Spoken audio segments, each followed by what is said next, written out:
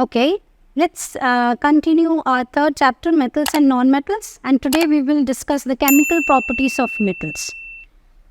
The first property is the reaction of metals with air. That is, when metals are burnt in air, what happens is, let's take an example, like copper. When it is burnt in the presence of air, it forms copper oxide. ठीक है, copper oxide form हो गया. तो whenever a metal reacts with oxygen, it forms metal oxide. Metal oxide form होता है. अब ये जो metal oxide है, इसकी कुछ properties हैं. The first is that metal oxides are basic in nature. This we have already done in our previous chapter. That whenever we will take a metal oxide, it will react with acid, correct? And what it forms is, it will form salt and water. ये form करता था. तो यही से from here only we got to know that metal oxides are basic in nature. Okay? But mostly metal oxides are basic in nature. But there are few metal oxides. Some metal oxides, what happens to them? Some metal oxides, they react with both acid as well as with bases.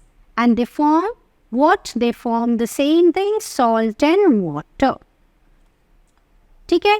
अब ऐसे metal oxides, those react with both acid as well as with the base to produce salt and water is known as amphoteric metal oxides. याद रहेगा? Okay.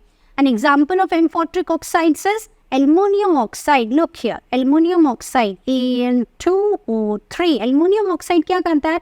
It reacts with hydrochloric acid and forms aluminum chloride salt plus water. ठीक है? अब यही aluminum oxide, it also reacts with the base NaOH and it will form sodium aluminate plus water is formed. Now you see, अब ये जो aluminum oxide है, metal oxide है, it is reacting with both acid as well as with base to produce what? Salt and water. So this is an example of amphoteric oxides. So another amphoteric oxide you can learn is the zinc oxide.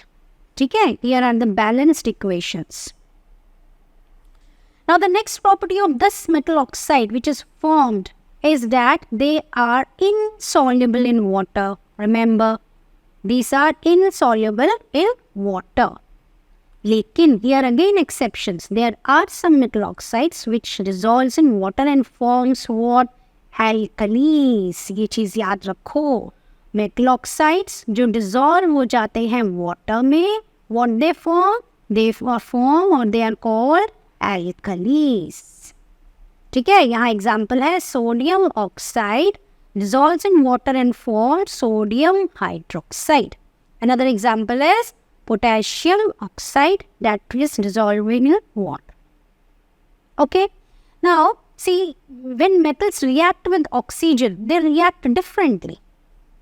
Different metals react differently with oxygen. Now, first is with sodium and potassium. They react quickly and vigorously. तो जैसे ही ये potassium और ये जो sodium है, when they react with oxygen, ये क्या करते हैं? ये vigorously react करते हैं. How do you know that they are reacting vigorously with air? Because when they kept in open, they catch fire. तो जैसे ही इसको आप open में रखोगे सोडियम और पोटेशियम को, इनको आग लग जाती है. Suddenly they burn. तो how you are going to store them? So they are stored in kerosene oil. Very important point. How do you store sodium and potassium? Why sodium and potassium are kept in kerosene oil? Because they react quickly and vigorously with oxygen. They catch fire when kept in open. So as a preventive measure, they are kept in kerosene oil. ठीक है? चलो अब अगले metals को देखते हैं. Magnesium, aluminum, zinc and lead. They do not react vigorously with oxygen. मतलब वो ऑक्सीजन के साथ रिएक्ट तो करते हैं पर इतना vigorously नहीं करते हैं जितना कि ये सोडियम और पोटेशियम कर रहे थे. तब क्यों नहीं होता है? ये vigorously react क्यों नहीं करते हैं? Because they form a thin layer of oxide to prevent their further oxidation. मतलब अगर ये मान लो एक एल्युमिनियम का मेटल है मेरे पास, ठीक है, when it is reacting with oxygen, what will happen? एक thin layer ऑक्साइड की ये अपने ऊपर बना लेते हैं. They react with oxygen to form a thin layer of oxide. क्योंकि एल्युमिनियम है तो एल्युमिनियम ऑक्साइड की एक लेयर बन जाएगी इस मेटल के ऊपर. तो these all metals form a thin layer of their metal oxide. तो इससे क्या होता है कि aluminium will not be able to react with oxygen further. क्यों? क्योंकि देखो ऑक्सीजन और मेटल के बीच में क्या आ गई, ये थिन लेयर आ गई जो इसकी फर्दर ऑक्सीडेशन को रोक दी. ठीक है. At ordinary temperature, the surface is covered with a thin layer of oxide which prevents further oxidation. तो इस तरह ये मेटल ऑक्साइड नहीं, ऑक्सीडेशन नहीं होता इन मेटल्स का. ओके, इफ़ यू वांट कि भाई ये मेटल को और ज़्यादा प्रोटेक्ट करना है, तो ज़्यादा प्रोटेक्ट करने के लिए आपको क्या करना पड़ेगा. मान लो ये मेटल है and I want to protect it, this aluminium metal को मेरे को प्रोटेक्ट करना इतना कि और ज़्यादा करोड़ ना हो, तो ये लेयर को और मोटा बनाना पड़ेगा. ये जो एल्युमिनियम ऑक्साइड की लेयर है, this should be thick, correct. तो उसके लिए क्या है, उसके लिए we have an anodizing process. So what is anodizing process? Anodizing is a process of forming a thick oxide layer of aluminium. मतलब ये जो thin layer है उसको thick बनाने के लिए हम process use करते हैं anodizing का. This aluminum oxide coat makes the resistance to further corrosion. तो corrosion नहीं हो पाता है metal का, corrode नहीं हो पाता है वो. The resistance can be improved by further making oxide layer thicker. अब ये जो oxide layer को हम thicker करते हैं corrosion से बचाने के लिए, वो कैसे करते हैं? तो here we'll take an electrolyte, a dilute electrolyte ले लेंगे. किस चीज़ का? H2SO4 का. ठीक है. अब जैसे ही will start passing an current through it, आपका एनोड एंड पे आपके पास मेटल है एल्युमिनियम, वो मेटल जिसके ऊपर आपको लेयर बनानी है. ठीक है. और दूसरी तरफ है आपका कैथोड. तो एनोड एंड पे क्या होगा, एक एनोड एंड जहाँ पर आपने एल्युमिनियम मेटल लिया है उस तरफ पे ऑक्सीजन गैस कलेक्ट होनी शुरू हो जाएगी. ठीक है. अब ये ऑक्सीजन गैस इसके आसपास हो जाएगी, तो अब आपको पता है aluminium will react with this oxygen gas and will form what, aluminium oxide. तो ये लेयर इसके ऊपर बननी शुरू हो जाएगी. मान लो ये आपके पास मेटल था, इसके आसपास क्या बननी शुरू हो गई, मेटल ऑक्साइड की लेयर बननी शुरू हो गई. अब आपको इसको जितना थिक बनाना है उतनी देर तक आपको करंट पास करते रहना है. So, the thickness of this layer during anodizing depends upon the duration of current passing. जितना देर तक आप करंट पास करोगे उतनी ये लेयर थिक होती जाए. Okay, done. ओके, चलो अब नेक्स्ट मेटल्स को देखते हैं. आयरन. अच्छा, iron does not burn on heating. ठीक है. अब बर्निंग कहाँ से आ गई? इसलिए आ गई क्योंकि we know that whenever you are burning something, combustion के लिए ऑक्सीजन का होना बहुत ज़रूरी है. तो अगर आयरन बर्न नहीं हो रहा है, that means in do not react with oxygen immediately. लेकिन जो आयरन फिलिंग्स है वो बर्न हो जाती हैं विग्रसली. आयरन फिलिंग्स क्या होती हैं? बहुत ही बारीक बारीक सी आयरन के बहुत बारीक वो होती है, क्या कहते हैं उसको, मेटल की नेल्स होती हैं, बहुत थिन थिन होती है. Next metal is copper. It does not react burn और it does not burn quickly on heating. लेकिन जब इसको आप और ज़्यादा गर्म करोगे, मतलब when you will increase the temperature of copper, क्या होगा? मान लो ये मेरे पास कॉपर मेटल है तो उसके ऊपर एक ब्लैक कोटिंग बन जाएगी. ठीक है. अब ये ब्लैक कोटिंग किस चीज़ की होगी? Copper oxide. क्योंकि अभी हमने पढ़ा था क्या कि when copper metal reacts with oxygen it will form metal oxide. ठीक है. लेकिन जल्दी से नहीं करता है, बहुत ज़्यादा टेम्परेचर देना पड़ता है. लास्ट मेटल्स हम पढ़ेंगे गोल्ड एंड सिल्वर. अब gold and silver are least reactive metals. Remember the least reactive metals are gold and silver. They do not react with oxygen even at high temperature. जैसे देखो iron और copper को आपको temperature increase करना पड़ा था तो वो ऑक्सीजन के साथ रिएक्ट कर रहे थे, पर गोल्ड एंड सिल्वर जितना मर्जी इनका टेम्परेचर इंक्रीज कर लो, they do not react with oxygen. Done. So we saw here, we learned here that different metals react differently with air. चलो next केमिकल प्रॉपर्टी पे आते हैं, that metal reaction with water. What happens when metal react with water? See, when metal reacts with water, it forms metal oxides. ठीक है, and hydrogen gas is produced. ठीक है, अब देखो ये जो मेटल ऑक्साइड्स यहाँ बने हैं, ऑक्साइड यहाँ बने हैं, यही मेटल ऑक्साइड वाटर के साथ फर्दर रिएक्ट करेगा और बनाएगा मेटल हाइड्रोक्साइड. ठीक है, यहाँ एक बार बता देती हूँ. Metal when it reacts with water, it forms metal oxide. अब ये फिर metal oxide when it further reacts with water, तो ये बना देते हैं metal hydroxides. ठीक है, और यहाँ पे हाइड्रोजन भी प्रोड्यूस होगा जब मेटल ऑक्साइड्स बनेंगे. तो अब here also all metals do not react with water. ठीक है ना, तो कुछ मेटल्स रिएक्ट करते हैं, कुछ मेटल नहीं रिएक्ट करते हैं, कुछ कम करते हैं, कुछ ज़्यादा करते हैं. तो mostly metals react differently with water. Highly reactive metals को अगर हम देखें, potassium and sodium, they are highly reactive metal. तो ये कोल्ड वाटर के साथ विग्रसली रिएक्ट करेंगे, violently. Instead of vigorously I will say violently it reacts with cold water. ठीक है, अब इतना ज़्यादा वायलेंटली रिएक्ट करेंगे ये कि क्या होगा कि देखो, अब यहाँ पे एक एग्जाम्पल ले लेती हूँ, जैसे potassium. When it will react with water, it will form potassium hydroxide plus hydrogen will be produced और large amount of heat will be produced. अब ये इतना कोल्ड वाटर के साथ वायलेंटली रिएक्ट करेगा कि ये जो हाइड्रोजन गैस यहाँ पे प्रोड्यूस हुई है, it will catch fire.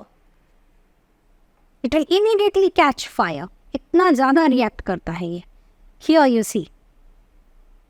Same thing happens with sodium. Sodium hydroxide बनेगा और हाइड्रोजन गैस लिबरेट होगी. ये जो हाइड्रोजन गैस यहाँ बनी है, it will immediately catch. This reaction is so exothermic that the hydrogen immediately catches fire. Same thing oxygen के साथ भी था. इसीलिए इन दोनों मेटल्स को, सोडियम एंड पोटेशियम को क्या कहते हैं? Highly reactive metals. क्योंकि ये ऑक्सीजन के साथ भी वायलेंटली एंड विग्रसली रिएक्ट करते हैं, कोल्ड वाटर के साथ भी. ये जरा सा पानी डालो कोई भी, they will react vigorously because the reactions are very exothermic. ठीक है, अच्छा उसके बाद नेक्स्ट मेटल पे चलते हैं, कैल्शियम. कैल्शियम रिएक्ट करता है कोल्ड वाटर के साथ, पर क्या करता है ये लेस वायलेंट है. उतनी जल्दी ये फायर कैच फायर. ये जो यहाँ पे कैल्शियम हाइड्रोक्साइड बना है, दिस विल नॉट, ये हाइड्रोजन गैस जो यहाँ बना है, this will not catch fire. तो मतलब कि ये कोल्ड वाटर के साथ रिएक्ट करता है but not so violently as potassium and sodium. Okay, next metal देख लेते हैं, मैग्नीशियम मेटल. जो मैग्नीशियम मेटल है, it is less reactive than sodium, potassium and calcium. It reacts with hot water. तो ये चीज़ याद रखो, आपने जो पढ़ा पोटेशियम, सोडियम एंड कैल्शियम, ये तीनों मेटल कोल्ड वाटर के साथ रिएक्ट कर रहे थे. तो अब ये जो मैग्नीशियम मेटल है, ये कोल्ड वाटर के साथ नहीं रिएक्ट करेगा. It will react with hot water. मतलब आपको टेम्परेचर इंक्रीज करना पड़ेगा, तब जाके मैग्नीशियम रिएक्ट करेगा. And when and it forms what? It forms magnesium hydroxide. चलो यहाँ समझ लेते हैं. Magnesium, it reacts with hot water. Water वही है लेकिन हॉट एंड कोल्ड लिखना नहीं भूलना है, ठीक है ना. It will form again hydroxide. Remember, ये तीनों भी हाइड्रोक्साइड ही बना रहे थे. Potassium hydroxide, sodium hydroxide, calcium hydroxide. Magnesium भी मैग्नीशियम हाइड्रोक्साइड बनाएगा और हाइड्रोजन गैस प्रोड्यूस करेगा. ठीक है, बट क्या चीज़ है कि यहाँ पे सिर्फ हॉट वाटर के साथ रिएक्ट कर रहा है, ये कोल्ड के साथ नहीं. ठीक है, अब यहाँ पे देखो, ये दो केस का याद रखना. कैल्शियम और मैग्नीशियम जो है, ये जब आप वाटर के साथ इनको रिएक्ट करोगे ना, they will float on the surface. क्यों? Because magnesium starts floating because the bubbles of hydrogen. अब देखो कैल्शियम और हाइड्रोजन में देखो, यहाँ पे हाइड्रोजन प्रोड्यूस हुआ मैग्नीशियम के केस में. सेम थिंग कैल्शियम के केस में भी हाइड्रोजन प्रोड्यूस हुआ. अब ये तो बर्न नहीं हुए, इन दोनों केसेस में तो इमीडिएटली कैचेस फायर. पर कैल्शियम और मैग्नीशियम में ये जो हाइड्रोजन है, ये बबल्स बन के ऊपर आएगा. तो इन बबल्स के साथ ये जो मैग्नीशियम और कैल्शियम है, ये स्टिक हो जाते हैं. So it floats on water. तो ये जो पॉइंट है मैग्नीशियम और कैल्शियम का, white floats on the surface, तो ये इंपॉर्टेंट पॉइंट्स, क्योंकि हाइड्रोजन के जो बबल्स हैं उसके साथ ये मेटल स्टिक हो जाते हैं and they float on the surface of the water. ठीक है, okay. Next metal let's see is aluminium, iron and zinc. They do not react either with cold water or with hot water, they react with the steam to form metal oxide। अब देखो यहाँ पे change आ गया, यहाँ पे क्या हुआ, कोई भी अच्छा हम ले लेते हैं एल्यूमिनियम।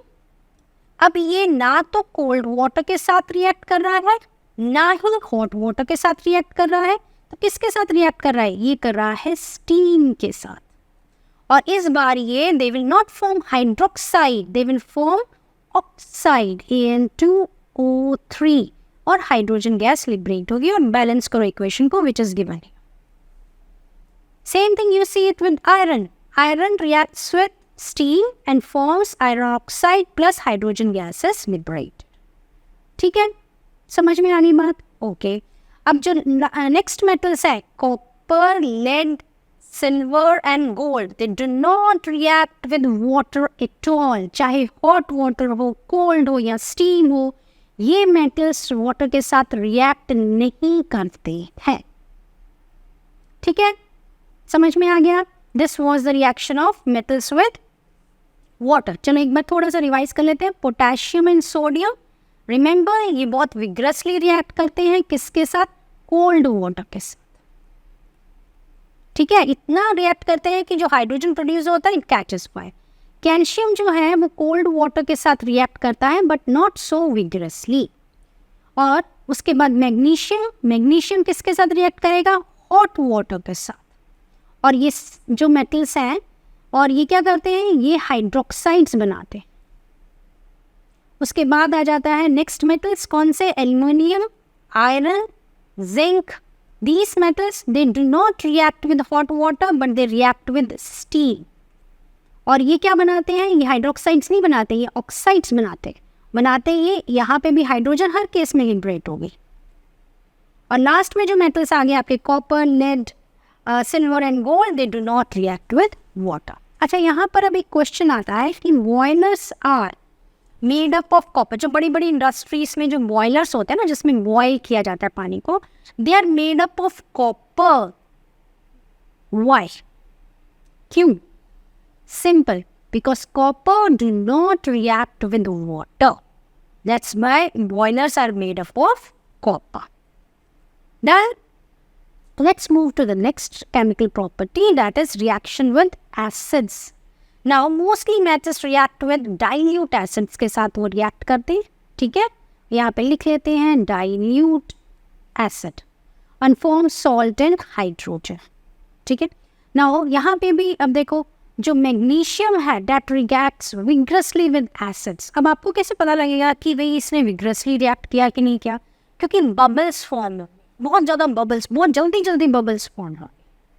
ठीक है, जितनी जल्दी और जितने ज़्यादा बबल्स फॉर्म होंगे तो इसका मतलब वो एसिड्स के साथ क्या कर रहा है, रिएक्ट कर रहा है। यहाँ एग्जांपल ले लो, iron when it reacts with hydrochloric acid forms hydrochloric iron chloride salt and water, and then aluminum is formed and forming aluminum chloride water। So this was the reaction of metals with acids। ठीक है, अब उसके बाद copper का metal, अच्छा ये तो था आयरन, एल्युमिनियम, मैग्नीशियम का। ठीक है, और यहाँ पे देख लेते हैं copper in do not react with acid at all. Remember, copper do not react with acid. ना अब यहाँ पे हमने कहा डाइल्यूट एसिड। ठीक है ना, अब डाइल्यूट एसिड ही क्यों, व्हाई नॉट कंसंट्रेटेड एसिड। अच्छा, यहाँ पे हाइड्रोजन गैस है, वाटर नहीं है, करेक्ट करो यहाँ पे, सिर्फ H2 अब concentrated acid metals reaction with concentrated acid are highly exothermic and dangerous, क्योंकि बहुत ज़्यादा एक्सोथर्मिक होता है रिएक्शन, इसलिए हम कंसंट्रेटेड एसिड्स को नहीं हुए। ओके, अब यहाँ पर एक टॉपिक है आपकी एनसीईआरटी में, एक्वा रिजिया। अब एक्वा रिजिया क्या है? अच्छा देखो, कई बार आप गोल्ड की रिंग पहनते हो, बैंगल्स पहनते हो, चलो कुछ भी कोई भी ज्वेलरी पहनते हो, तो ओवर अ टाइम पीरियड क्या होता है, वो उसका डल हो जाती है, उसका शाइन चला जाता है। Then you take that jewellery to your goldsmith, तो जैसे ही गोल्ड स्मिथ के आप लेके आते हो तो उसकी शाइन वो वापस ले आता है ना। तो वो कैसे होता है? एक एक्वा रीजिया एक सोल्यूशन है जिसे कहते हैं रॉयल वाटर। ये लैटिन वर्ड है aqua regia, that means royal water. अब ये रॉयल वाटर क्या है? रॉयल वाटर, अच्छा हम क्या करेंगे, 2 एसिड्स लेंगे concentrated hydrochloric acid and concentrated nitric acid. ये 2 एसिड्स को लिया जाता है, ठीक है, 2 एसिड्स को मिक्स किया जाता है, एक सर्टन रेशियो में किया जाता है। और वो रेशियो क्या है? हाइड्रोक्लोरिक एसिड का रेशियो है 3, नाइट्रिक एसिड का रेशियो है 1। इस रेशियो में इसको प्रिपेयर किया जाता है और उसमें फिर आपकी जो गोल्ड की डल ज्वेलरी है वो डाली जाती है। और फिर उसके बाद थोड़ी देर इसमें वॉश करने के बाद जब गोल्ड की वो ज्वेलरी निकलती है तो इट गेट्स अ शाइन। क्यों? बिकॉज देखो गोल्ड लीस्ट रिएक्टिव है, वो किसी के साथ रिएक्ट नहीं करता है, लेकिन इस सोल्यूशन को जिसको हम एक्वा रीजिया कहते हैं, इसमें कैपेसिटी है to dissolve, it can dissolve the gold. वो ऊपर की लेयर को डिसॉल्व कर देता है और अंदर एकदम साफ शाइनी लेयर बाहर आ जाती। समझ में आया? Aqua regia is the only solution which dissolves the gold. अगर आप कहोगे कि मैं सिर्फ HCl में डाल दूं तो नो, इवन अकेला NO3 HNO3 नाइट्रिक एसिड भी गोल्ड को डिसॉल्व नहीं कर सकता। इन दोनों का ये जो रेशियो है, इसी रेशियो को कहते हैं aqua regia, because it has the capacity to dissolve the gold. ठीक है, इसीलिए इसको कहा जाता है रॉयल वाटर, क्योंकि गोल्ड को वो डिसॉल्व कर लेता है ना, इसलिए रॉयल वाटर। ठीक है, अब aqua regia is a highly corrosive in fuming liquid. जो गोल्ड को करोसिव कर दे, डिसॉल्व कर दे, तो definitely it's going to be corrosive, क्योंकि gold is the least reactive, वो किसी के साथ रिएक्ट नहीं करता है। And it is used for, aqua regia is used for polishing of the gold ornaments. Clear? Fine, okay. अच्छा, ये एक रिएक्टिविटी सी, अच्छा एक नेक्स्ट देख लेते हैं हम। Before taking the next chemical property, let me tell you that if you find this video helpful and useful to you, please don't forget to subscribe the channel. Okay? Fine. Next chemical property that we will be dealing here is the metals with metal salt. So, एक metal ले लिया, iron. It's react with copper sulfate, and what you get is iron sulfate plus copper is separated. ये आपने पहले भी reaction देखा होगा first chapter में, द डिस्प्लेसमेंट रिएक्शन। करेक्ट? तो डिस्प्लेसमेंट रिएक्शन में क्या होता है? A reactive metal displaces less reactive metal from there compound in the solution और मोल्टन फॉर्म। ठीक है, तो यहाँ पे यही हुआ है, देखो आयरन ने कॉपर को डिस्प्लेस किया है, तो देखो यहाँ पे आयरन सल्फेट बन गया। तो कैसे डिस्प्लेस किया होगा? Because iron is more reactive than copper. अच्छा, अगर ये दूसरा केस होता, अगर ये कॉपर और FeSO4 होता, do you think the reaction will be possible? No, ये रिएक्शन इसके बाद पॉसिबल ही नहीं था, सेम ही सेम रहता है। क्यों? बिकॉज कॉपर जो है वो आयरन को डिस्प्लेस नहीं कर पाएगा, because copper is less reactive then iron. तो जो मोर रिएक्टिव मेटल्स होते हैं वही लेस रिएक्टिव मेटल को डिस्प्लेस करते हैं। And here is the reactivity series. We have already done this. इसका निमोनिक भी मैंने आपको फर्स्ट चैप्टर में दिया है। ठीक है, तो better go back to that video and learn that mnemonic. It will help you a lot. और ये reactivity series बहुत important है। As you go down the reactivity series, जो इसकी metals की reactivity है वो decrease हो जाती। मतलब अब हाइड्रोजन के साथ अगर कंपेयर करो यहाँ से, तो इसके ऊपर वाले जो मेटल्स हैं इतने, they are more reactive than hydrogen, और नीचे वाले metals they are less reactive than hydrogen. तो अभी आपने ये वाली जो इक्वेशन देखी है, इसमें देखो iron is where here and copper is here. तो आयरन मोर रिएक्टिव था, इसीलिए आयरन ने कॉपर को रिप्लेस कर दिया। तो you see most reactive metals, mostly ये जो रिएक्टिव्स है ये मोस्ट रिएक्टिव है, then they reactivity decreases, और इसके बाद these are the least reactive. Least reactive में we will learn 2 metals, that is silver and gold, and highly reactive में sodium and potassium and sodium.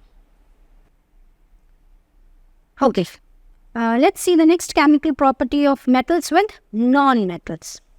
Now, before we learn the reaction of metals with non-metals, here we should know some difference between the metals and non-metals. The first one, metals are electropositive, whereas non-metals are electronegative. What does that mean? That means that the metals have the tendency to lose electrons. ये lose करते हैं electrons को और फिर एक positive sign उनके ऊपर बनता है. They are cations. ठीक है? Non-metals, they have the tendency to gain electrons.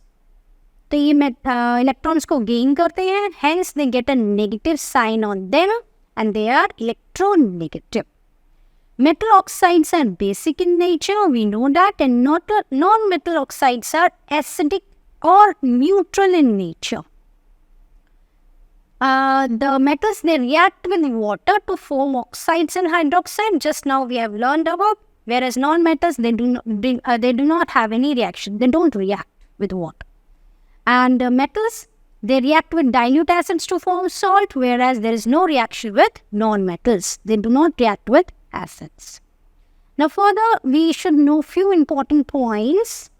That is, see, ये बहुत important point है कि reactivity of elements is the tendency to attain completely filled valence shell.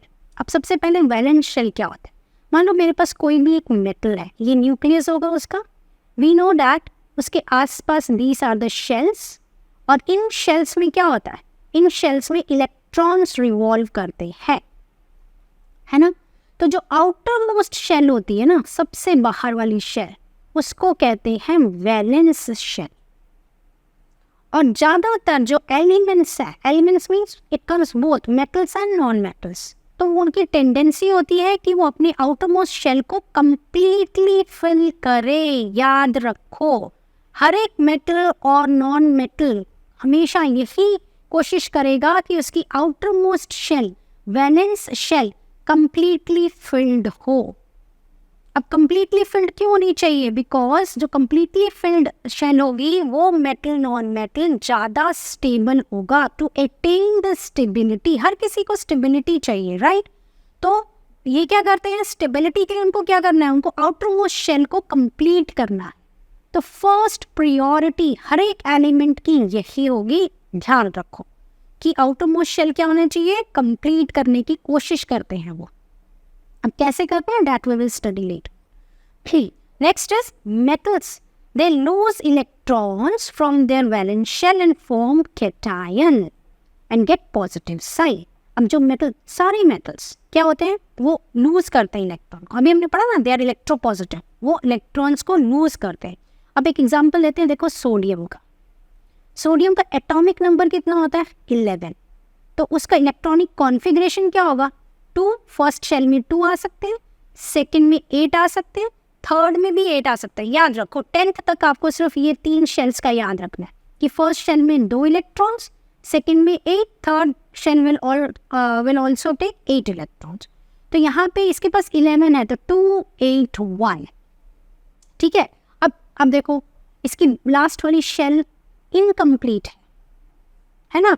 या तो इसको स्टेबिलिटी गेन करनी है. How it will attain stability, completely fill orbital होनी चाहिए. ये 2 केसेस में अपने आप को स्टेबल कर सकता है, ईदर बाय गेनिंग 7 इलेक्ट्रॉन्स, या तो ये 7 इलेक्ट्रॉन गेन करके यहाँ पे 8 कर ले, है ना? तो आउटरमोस्ट शेल फिल हो गई, स्टेबल हो जाएगा. या फिर बाय लूजिंग 1 इलेक्ट्रॉन, या फिर लास्ट इलेक्ट्रॉन एक लूज कर ले, तो भी उसका फिर कंप्लीट शेल आ जाएगा, है ना? अगर यहाँ पे गेन करता है तो 2, 8, 8 स्टेबल हो गया. यहाँ पे लूज करता है तो 2, 8, लास्ट वाली शेल फुल फिल्ड है, कंप्लीटली है, स्टेबल है.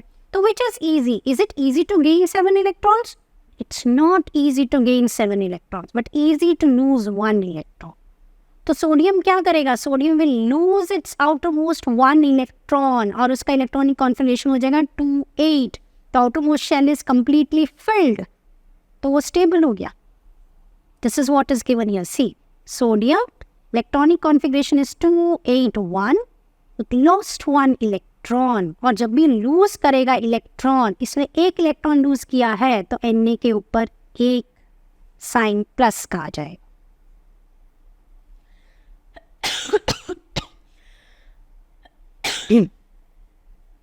ठीक है. अब अगर कोई मेटल 2 इलेक्ट्रॉन्स लूज करता है, जैसे मैग्नीशियम, तो उसके ऊपर आ जाएगा 2 पॉजिटिव. तो they are called cations. Got it? Okay. Next is non-metals gains electron in the valence shell to form anion and get negative sign. अब देखो यहाँ का एग्जाम्पल देख लेते हैं. Chlorine. Let me change the color of the pen. Okay. Non-metals में हम ले लेते हैं क्लोरीन. ना क्लोरीन का एटॉमिक नंबर कितना होता है?